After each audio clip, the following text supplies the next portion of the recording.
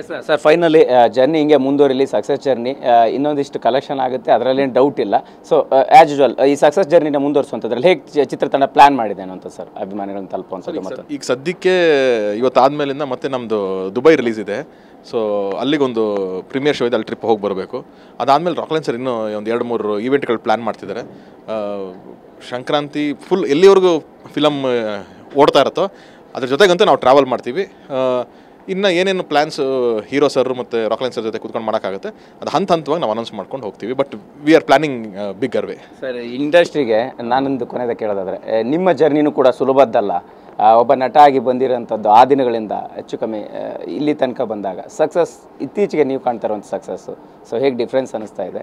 So ಜೊತೆಗೆ ಏನಂತಂದರೆ ಅವತ್ತು ನಟ ಆಗಿದ್ರಿ, ಇವತ್ತು ನಿರ್ದೇಶಕ ಆಗಿದ್ರಿ, ನಿರ್ಮಾಪಕ ಆಗಿದ್ರಿ, ಇದ್ರ ಬಗ್ಗೆ ಹೇಳೋದಾದರೆ ನೆಕ್ಸ್ಟ್ ಪ್ಲ್ಯಾನು ಸರ್?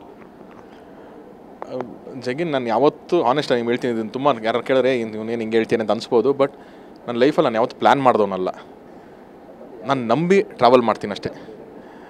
ನನಗೆ ಗೊತ್ತಿರೋದು ಒಂದೇ, ನಾನು ಚಿತ್ರರಂಗದಲ್ಲಿ ಕೆಲಸ ಮಾಡಬೇಕು ಅಂತ. ನಮ್ಮ ತಂದೆ ಇಲ್ಲೇ ಸೇವೆ ಮಾಡಿದ್ದಾರೆ, ಅವ್ರಿಗೆ ಒಂದು ಒಳ್ಳೆಯ ಹೆಸರು ಬಂದಿದೆ.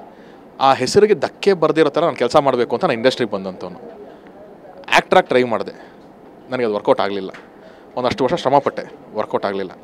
ಸರಿ, ಇಲ್ಲೇ ಮತ್ತೇನು ಹುಡುಕಬೇಕು ಅಂತಂದಾಗ ಎಲ್ಲೋ ಒಂದು ಕಡೆ ನನ್ನ ಸ್ನೇಹಿತರ ಜೊತೆ ಎಲ್ಲ ಕೆಲಸ ಮಾಡ್ಬೇಕಾದ್ರೆ, ಈ ಸೀನ್ ಚೆನ್ನಾಗಿ ಹೇಳ್ತೀಯ ಕಣೋ ನೀನು, ಇದೇನೋ ಐಡಿಯಾ ಚೆನ್ನಾಗಿ ಕೊಡ್ತಾ ಇದೆಯಾ ಅಂತೆಲ್ಲ ಹೇಳಿದಾಗ, ಓಕೆ ಇನ್ನೊಂದಿಷ್ಟು ಸ್ನೇಹಿತರು ನೀನು ಕ್ರಿಯೇಟಿವ್ ಯೋಚನೆ ಚೆನ್ನಾಗಿ ಮಾಡ್ತಿದ್ಯಾ, ನೀನು ಡೈರೆಕ್ಷನ್ ಟ್ರೈ ಮಾಡು ಅಂತಂದಾಗ ಡೈರೆಕ್ಷನ್ ಡಿಪಾರ್ಟ್ಮೆಂಟ್ ಕಲ್ತ್ಕೊಂಬರ್ಬೇಕು ಅಂತ ನಾನು ಎಂಟ್ರಾಗಿದ್ದು. ಫಸ್ಟ್ ರ್ಯಾಂಬೋಯಿಂದನೂ ನಾನು ಡೈರೆಕ್ಟರ್ ಮಾಡಲಿಲ್ಲ ಅಂತಂದ್ರು ಕೋ ಡೈರೆಕ್ಟರ್ ಆಗಿ ಅಲ್ಲೆಲ್ಲ ಟ್ರಾವೆಲ್ ಕ್ರಿಯೇಟಿವ್ ಹೆಡ್ ಆಗಿ ಟ್ರಾವೆಲ್ ಮಾಡ್ಕೊಂಬಂದೆ. ಅಲ್ಲಿಂದ ಒಂದಷ್ಟು 8 ಸಿನಿಮಾಗಳು ಮಾಡಿ ಆಮೇಲೆ ನಾನು ಚೌಕ ಡೈರೆಕ್ಷನ್ಗೆ ಬಂದೆ. ಇವತ್ತಿಗೂ ನನಗೆ ಜಗ್ಗಿನ ಒಂದೇ ಇರೋದು, ಈ ಸಿನಿಮಾ ಚೆನ್ನಾಗಾದರೆ ನನಗೆ ಇನ್ನೊಂದು ಸಿನಿಮಾ ಸಿಗುತ್ತೆ, ನನಗೆ ಅನ್ನದ ದಾರಿ ಹುಡ್ಕೊಳ್ಳುತ್ತೆ. ನಾನು ಅಷ್ಟೇ ಯೋಚನೆ ಮಾಡ್ತೀನಿ ಹೊರತು ಇಲ್ಲಿಂದ ನಾನು ಹಂಗೋಗ್ಬೇಕು, ನಾನು ಇವಾಗ ಹ್ಯಾಟ್ ಡೈರೆಕ್ಟರ್ ಆಗೋಗಿದ್ದೀನಿ, ನನ್ನ ನೆಕ್ಸ್ಟ್ ಲೆವೆಲ್ ನನಗೆ ಯಾವುದೂ ಇಲ್ಲ. ನಮ್ಮ ತಂದೆ ನಾವು ಅವಾಗ ಮನೇಲಿದ್ದಾಗಲೇ ನೋಡಿದಿರೋ ಸಕ್ಸಸ್ಗಳಿಲ್ಲ, ನೋಡಿದಿರೋ ಫೇಲ್ಯೂರ್ಗಳಿಲ್ಲ. ಸೊ ನಂಗೆ ಸಕ್ಸಸ್ ಬಂದರೂ ನಾನು ಟೆನ್ಷನ್ ಮಾಡ್ಕೊಳ್ಳಲ್ಲ, ನನಗೇನೋ ಡ್ರಾಪ್ ಆದರೂ ನಾನು ಟೆನ್ಷನ್ ಮಾಡ್ಕೊಳ್ಳಲ್ಲ. ಕಣ್ಣಿಗೆ ಹೊತ್ಕೊಂಡು ಇಂಡಸ್ಟ್ರಿನ ಪೂಜೆ ಮಾಡ್ತೀನಿ ನಾನು. ಇವತ್ತು ಕಾಟೇರ ಸಕ್ಸಸ್ ಆಗಿದೆ, ಅಪ್ಪ ನನಗೆ ಇನ್ನೊಂದು ಸಿನಿಮಾ ಸಿಗುತ್ತೆ ಈಗ, ಮತ್ತು ನನಗೆ ಅನ್ನದ ದಾರಿ ಉಟ್ಕೊಳ್ಳುತ್ತೆ, ನಾನು ಮುಂದೆ ಹೋಗ್ತೀನಿ ಅಲ್ಲೇ ಅಂತ ಅಷ್ಟೇ ನಂಗೆ ಥಾಟ್ಸ್ ಇರೋದು. ಅದು ಬಿಟ್ಟರೆ ಇನ್ನೇನೂ ಇಲ್ಲ. ಫೈನಲಿ ಕಾಟೇರ 2 ಬರುತ್ತೆ, ಅದು ಪ್ಲಾನ್ ಆಗುತ್ತೆ, ಬರುತ್ತೆ ಅನ್ನೋಂಥದ್ದು ಅಭಿಮಾನಿಗಳ ಕಲ್ಪನೆ ಆಯ್ತಾ? ಅದ್ರ ಜೊತೆಗೆ ನೆಕ್ಸ್ಟ್ ಪ್ಲಾನ್ ಏನು ಸರ್ ಅಂತ ಈಗ ಸದ್ಯಕ್ಕೆ ಇರೋ? ಕಾಟೇರ 2 ಏನು ಯೋಚನೆ ಮಾಡಿಲ್ಲ ನಾವು ಖಂಡಿತವಲ್ಲ. ಯಾಕಂತಂದರೆ ಈ ಸ್ಕ್ರಿಪ್ಟ್ ಮಾಡಿದಾಗಲೇ ಇದೊಂದೇ ಅಂತಲೇ ಅಂದ್ಕೊಂಡಿದ್ದು.